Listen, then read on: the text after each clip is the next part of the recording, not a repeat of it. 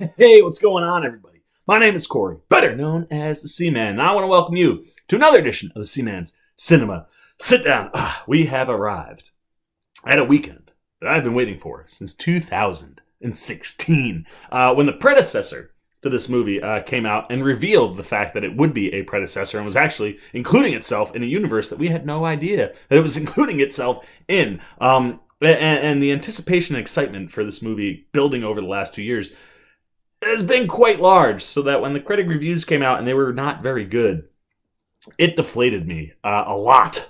But I rallied, and after seeing the movie, I am much more inflated than I was walking into the theater. So I thought that was a big positive for me, that's for sure. So why don't you pull up a chair, man, take a seat. We're getting ready to dive in spoiler-free on Glass. That's right, the third installment in this M. Night trilogy that started with Unbreakable, one of my all-time favorite superhero origin movies. To date, I still think it's one of the best superhero movies made. Yeah, okay, there's not like huge action, not a lot happens, but talk about a clever origin story. Oh, I love Unbreakable. So good.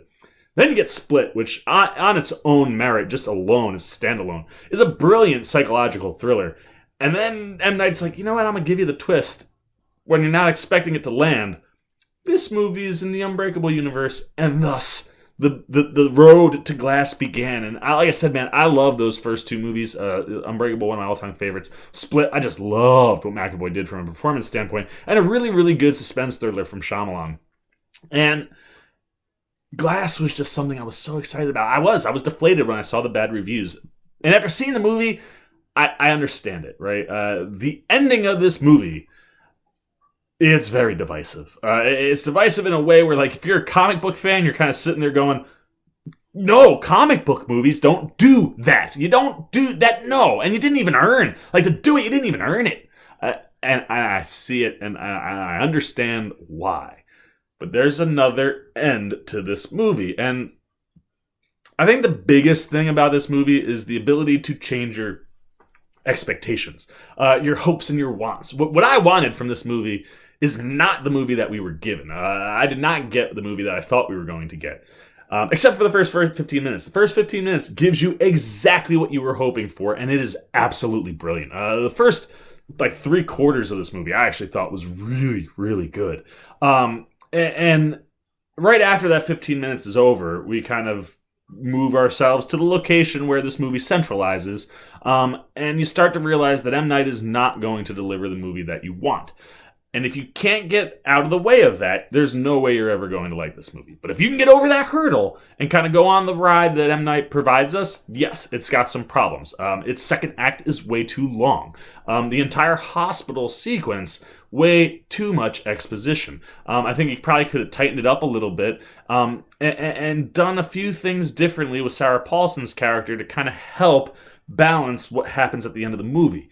And the end of the movie, look, it's gonna make people mad. It made me mad. But I think the other thing too is you have to understand that M. Night is not a superhero movie guy. M. Night's a thriller horror guy, psychological with your head guy. Has always been that guy. So to go into this movie thinking that, like, wherever we end up could lead to more things, you should have been, ahead of that and realized that this was going to be the close of this story.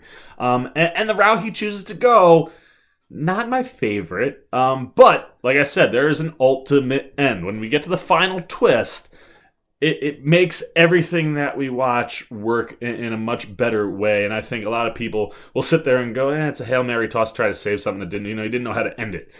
I don't necessarily agree with that. I think he did know what he was doing, and he has a message that he is sending by the end of this movie, and one that I think works. But it is tough to just what happened. It's just tough. But look, that stuff aside, I think M. Night does a very good job, like I said, with the first 3/4 of this movie. It is very gripping, albeit a little slow in the middle. But camera work, he's doing everything. He really did a good job, I thought, of merging these two worlds and making it work where you still felt like you were in that kind of Unbreakable land, but also in that kind of psychological split thriller place too. And I thought that stuff worked really well. And I think the reason that a lot of the stuff in the movie does work well is because of the cast, and that starts, of course, with James McAvoy, who as we'll go with Kevin Wendell Crumb, which is the main persona that doesn't want to come out into the light.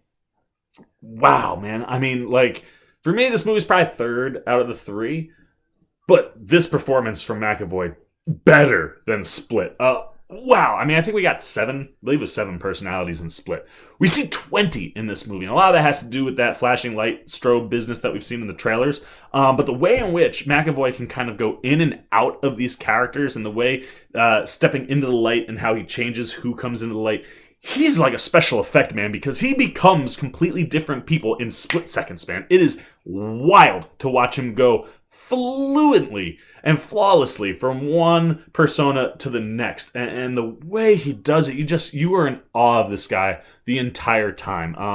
The sequences that he has with Samuel Jackson in the hospital are just amazing and really just elevates every time he's on screen. He is elevating the material, and the stuff he gets with David Dunn at the beginning and the stuff he gets with David Dunn at the end, just really, really good, man.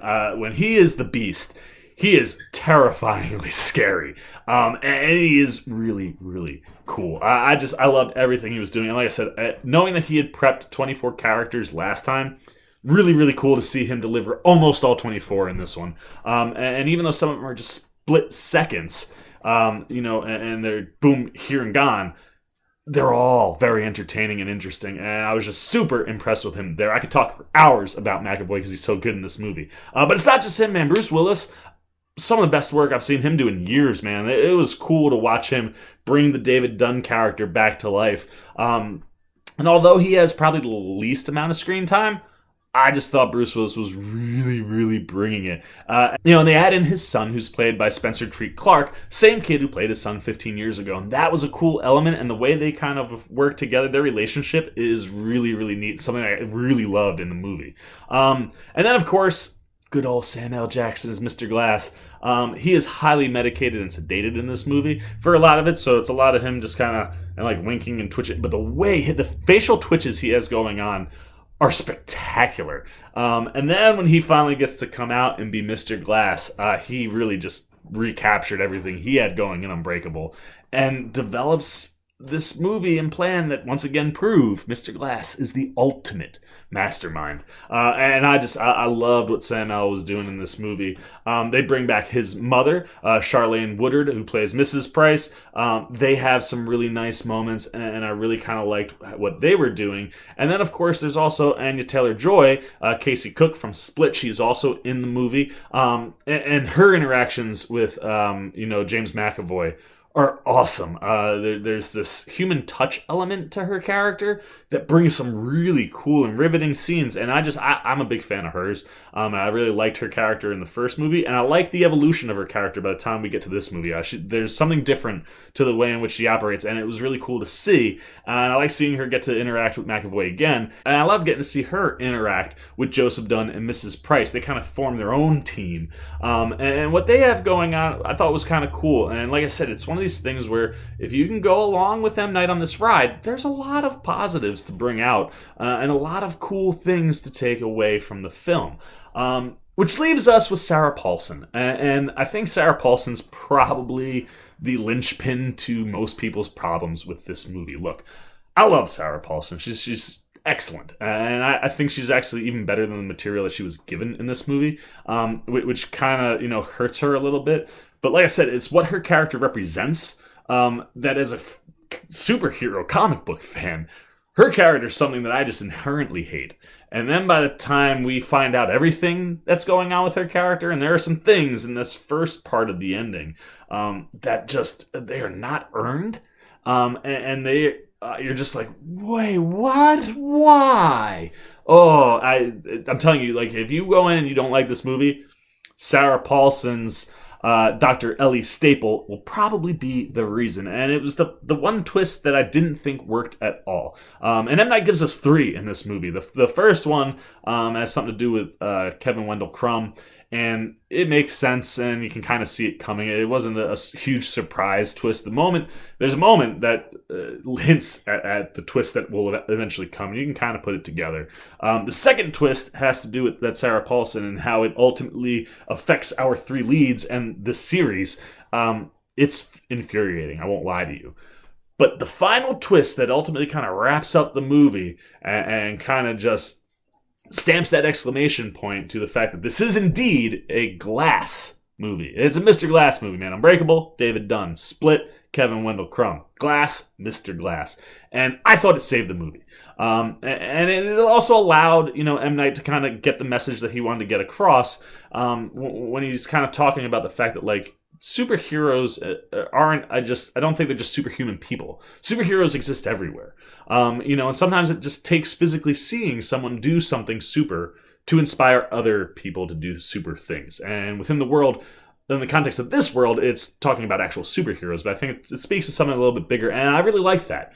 And like I said, I think the ultimate end plays to that card and message in a way that makes the movie work.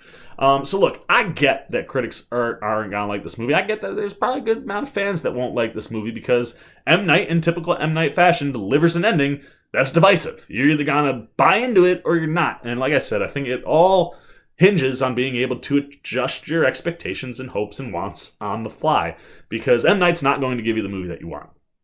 But the M. Night movie that he gave us, I thought was pretty good. It's like I said, it left me satisfying as I walked away from this series. So maybe not what I wanted to see, but maybe it was what I needed. I don't know. I dug it. So that's all the Seaman's got to say, man. If I talk anymore, I might actually give something away, and I don't want to spoil anything, because if you're an M. Night fan, and a superhero fan, I think this is going to be split. Yeah, no pun intended. But, I think there's something there that's worthwhile, and it left me walking out of the theater thinking about this series in a way where I was like, you know what? That was satisfying for me. So that's all I've got to say about Glass Man. Now I want to know what you got to say. Have you seen the movie? Did you like it? Did you hate it? Did the ending ruin it for you? Or were you able to last long enough to let the ultimate ending save it a little bit? Were you able to adjust your expectations, or did you just really want the first 15 minutes to be 2 hours long? Leave all those down below. If you haven't seen the movie, have we enticed you? Are you interested? Do you want to see it? I want to know, man. I want to know where people are thinking about Glass. So leave all that down below. I really don't think it's as bad as critics are painting it to be. And I think if you're a fan of the first two movies, yeah, there's some things that might bug you, but if you can kind of see where he's going, I think you'll like it. So let me know what you're thinking down below. As always, if you enjoyed this video, please give the old Seaman a thumbs up. And if you're new here, man, go on over and hit that subscribe and little bell over there so you can get alerts every time I make a new video. So for the Seaman's Cinema Sit Down, I'm the Seaman, and I'm signing off. Peace. Well, you guys are still here. You must be looking for some more content. Well, don't worry. Seaman's got you covered, man. You got videos like this guy and this guy. And if you haven't yet, and you want to come check out all the Seaman goodies, join the Cinema Sit Down squad, man. Hit that subscribe button. And don't forget to hit the little bell down below that, too, so you can get alerts every time I make new videos.